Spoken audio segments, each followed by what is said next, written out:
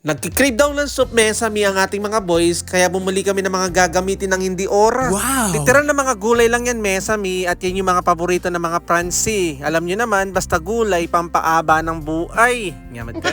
Kapag nagluluto nga kami ng soup mesami, is dinadamihan na namin kasi buong barangay ang kumakain.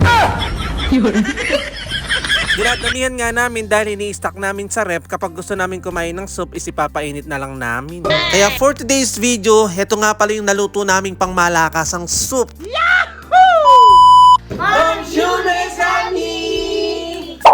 Sobrang sarap naman talaga mesami ang soup dito, lalong-lalo na kapag malamig ang panahon. Kaya kapag sasapit na yung winter, ito laging pinapaluto ng mga amo namin. Bali vegetable soup nga ito mesami, kaya bahala ka na kung anong mga gulay ang gusto mong ilagay. Ganito lang kasimple mesami yung soup namin dito. Bali ang ginagamit namin is patatas, carrot, leek, spinach, courgette, tapos nilagyan din namin ng sibuyas, pampalasa. Di ako nakabili ng kalabasa, kaya butternut na lang ang nilagay ko. Pagkatapos nga namin hiwa-hiwain, doon namin binanlawan ni Mona. Kaya siguraduhin yung mabuti mesami na nabanlawan nyo ng maigi yung mga gulay ninyo. Kung hindi, babalas siya yan, yapangan ng soup nyo.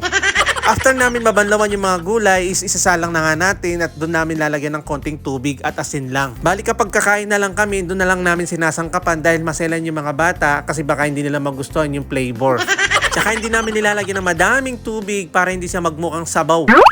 Mas gustong-gusto nga namin kasi yung sabaw niya, yun yung pinakatubig ng mga gulay. Bali gumamit nga kami mesami ng pressure cooker at pakukuluan nga namin ng mga 30 to 45 minutes para mas mabilis lumambot yung mga gulay. Kaya after 45 minutes, heto na itsura ng gulay. Gagamitan lang natin ng mixer para madurog maigi yung mga gulay. Kaya siguraduhin yung mesami na na-mix maigi yung mga gulay. Kung hindi, sasabit niya yan batal manyaman. At kapag na-mix yun ng maigi, nananuta pa, samahan mo pa ng bagit. Wow! Manganta na, mamali-maliya pa mo. Nung bata sila mesami, hindi sila mahilig sa soup na ganyan. Pero ngayong medyo lumaki-laki sila, gustong-gusto nila. Tapos sinasamahan nga namin ng cheese, yung kiri. Ayan. Nasasanay na sila mesami dahil kinakain na rin nila yan sa school. I-upload ko na lang ng separate mesami yung nagmukbang sila ng soup. Nyamatan. Kaya hanggang dito na lang po muna mesami. Thank you for watching! Again to! Ciao!